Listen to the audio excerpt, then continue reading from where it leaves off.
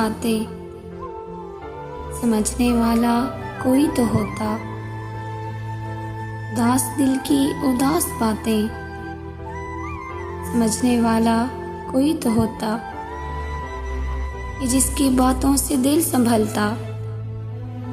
کہ جس کی سنگت میں دل بہلتا، کہ جس کی ہلکی سی ایک جھلک بھی